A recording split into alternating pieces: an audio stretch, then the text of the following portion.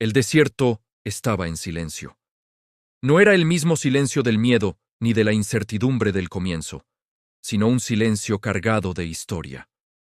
40 años habían pasado desde que Israel salió de Egipto. 40 años de caminatas, de caídas, de milagros y de lecciones duras. La arena había visto crecer a niños que ahora eran adultos, y había cubierto los cuerpos de una generación que nunca entraría a la tierra prometida. En ese momento decisivo, Dios volvió a hablar. Después de juicios, rebeliones y pérdidas, cuando el pueblo se encontraba en las llanuras de Moab, frente al Jordán, justo antes de entrar a Canaán, Dios dio una orden inesperada. Contar nuevamente al pueblo. No era un simple conteo, era un acto cargado de significado.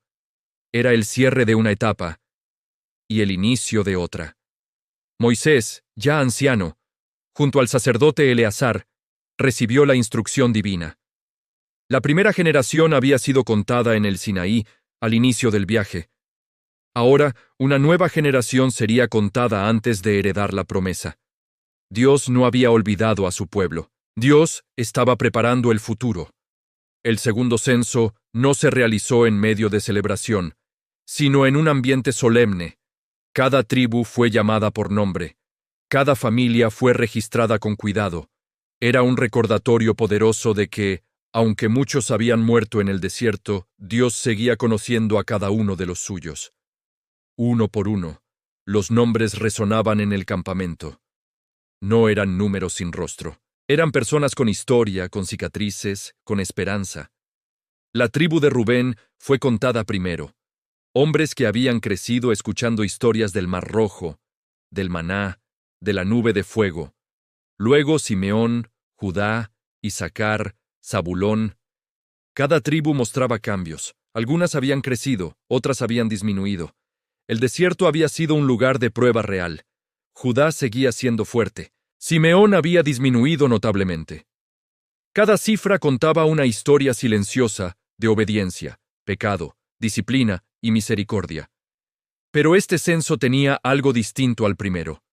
Esta vez, casi todos los contados eran hijos de quienes habían salido de Egipto. La generación rebelde había desaparecido, tal como Dios lo había dicho. Solo Josué y Caleb permanecían vivos entre los adultos que habían salido de la esclavitud. El mensaje era claro.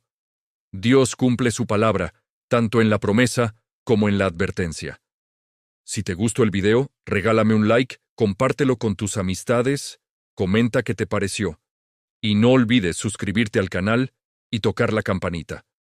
Para nuevo contenido, gracias por ver. El censo también tenía un propósito práctico. No solo era espiritual. Dios estaba organizando el reparto de la tierra. La herencia de Canaán se asignaría según el tamaño de cada tribu. A las tribus más grandes se les daría más territorio, a las más pequeñas, menos. Pero todo sería justo, porque Dios es un Dios de orden. Nada quedaría al azar, nada sería improvisado. Incluso los detalles legales fueron aclarados. Las hijas de Zelofehad, que habían alzado su voz tiempo atrás para no perder la herencia de su padre, fueron tomadas en cuenta. Su caso había cambiado la manera en que se entendía la herencia en Israel. El segundo censo confirmó que Dios escucha incluso a quienes parecen no tener voz. Luego llegó el turno de los levitas. Ellos también fueron contados, pero de forma distinta. No para guerra, no para herencia de tierra, sino para servicio. Su porción no sería Canaán. Su herencia sería el Señor mismo. Los levitas representaban algo profundo. No todos reciben lo mismo, pero todos son necesarios. No todos heredan tierras, pero todos tienen propósito. A medida que el conteo avanzaba, el pueblo comprendía algo importante. Dios no había terminado con ellos. El desierto no había sido el final, sino el proceso. El segundo censo era una señal de esperanza, una declaración silenciosa de que el fracaso no tiene la última palabra cuando Dios sigue guiando la historia. Aunque una generación cayó, otra estaba lista para levantarse. El Jordán estaba cerca. La promesa estaba al alcance. El futuro comenzaba a tomar forma.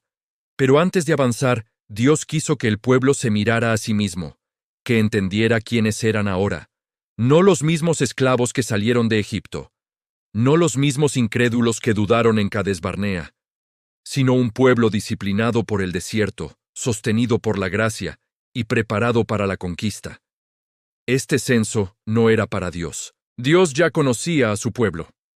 Era para Israel, para que recordaran que cada persona contaba, que cada familia importaba, que cada vida estaba bajo la mirada divina. El conteo terminó. El número total fue menor que el primero, pero suficiente. No por la cantidad, sino por la obediencia.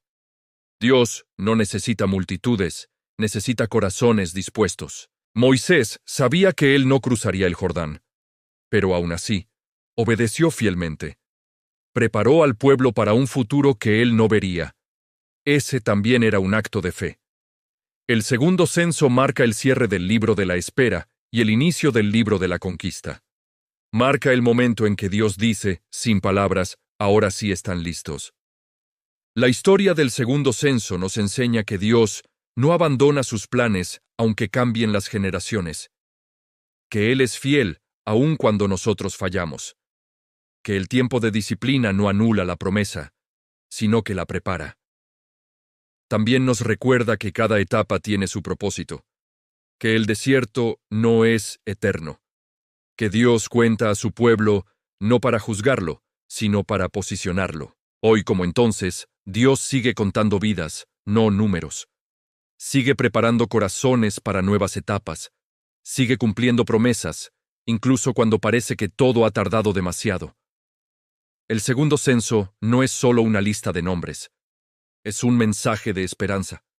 Es la prueba de que, después del desierto, siempre hay un nuevo comienzo. Y así, con el pueblo contado, organizado y preparado, Israel quedó listo para cruzar el Jordán y comenzar la historia que Dios había prometido desde el principio.